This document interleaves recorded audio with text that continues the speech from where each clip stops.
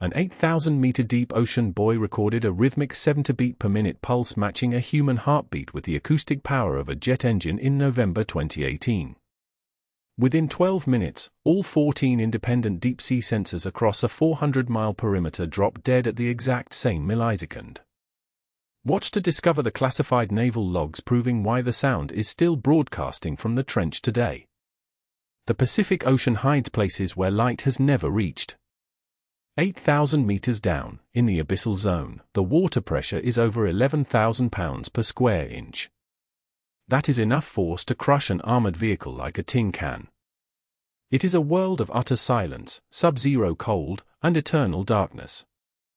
Nothing complex is supposed to survive down there.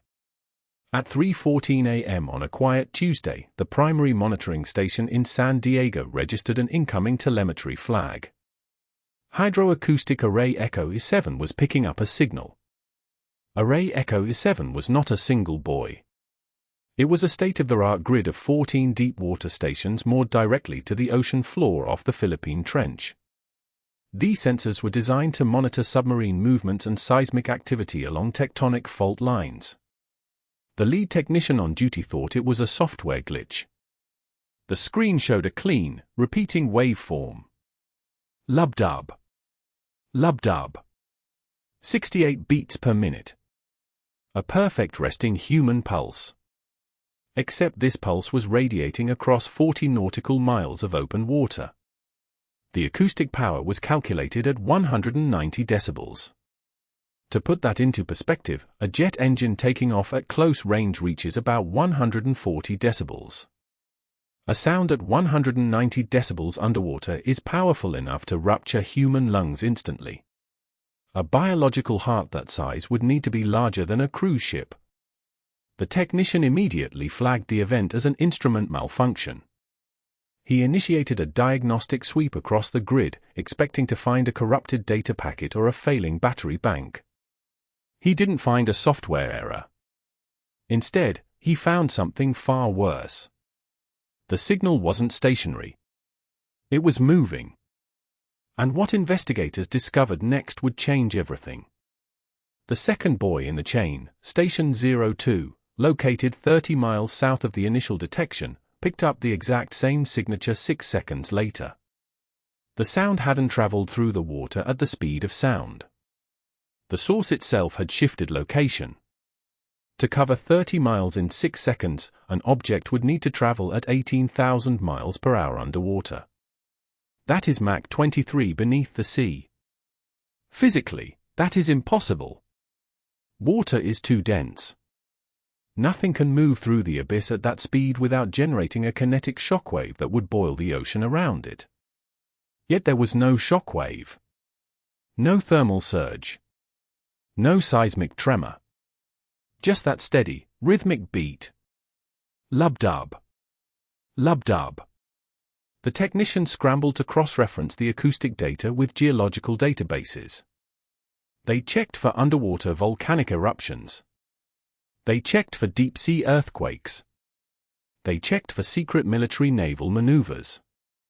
Zero tectonic activity was recorded. No naval vessels were operating within 500 miles of the coordinates. The sound could not be natural, and it could not be human. And that was when the real mystery began. By 3:22 a.m., the signal reached Station 05. The amplitude didn't fade as it moved, it grew louder.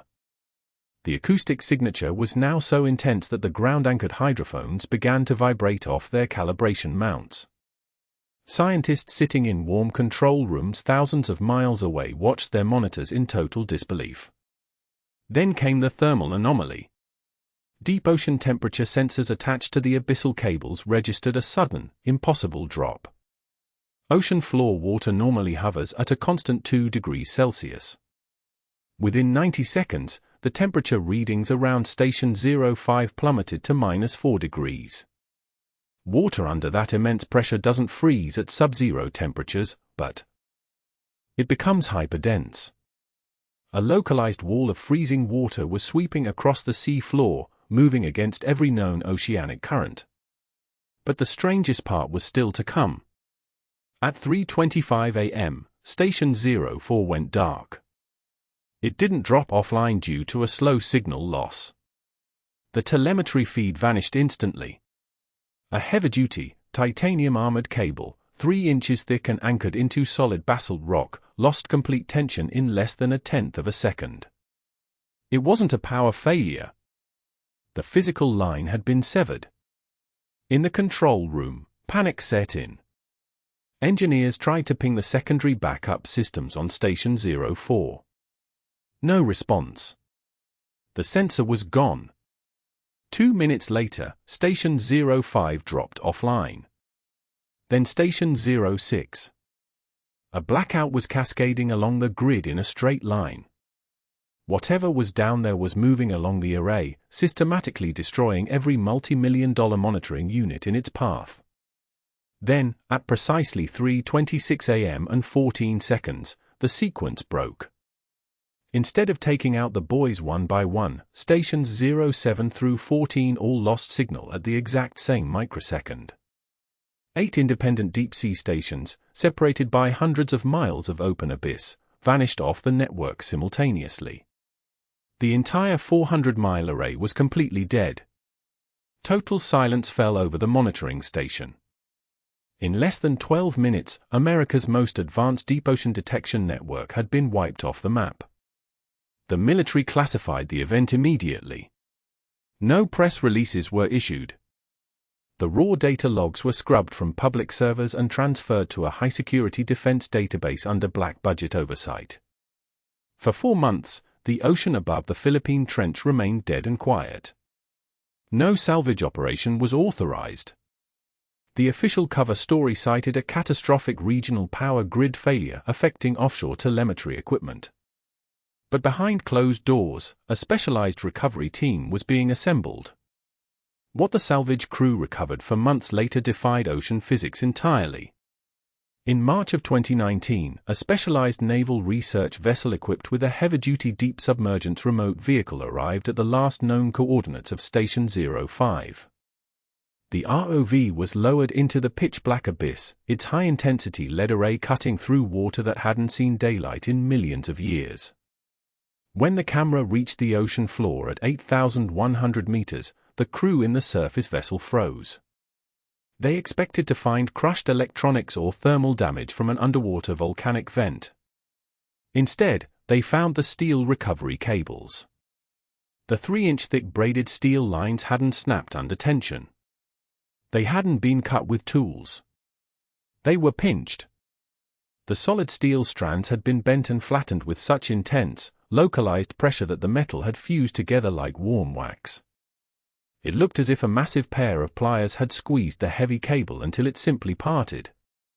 To pinch steel like that at 8,000 meters would require millions of tons of concentrated mechanical force. Then the ROV turned its cameras toward the main housing of Station 05. The titanium pressure sphere, built to withstand the weight of the ocean itself, was intact. It wasn't crushed. It was hollowed out.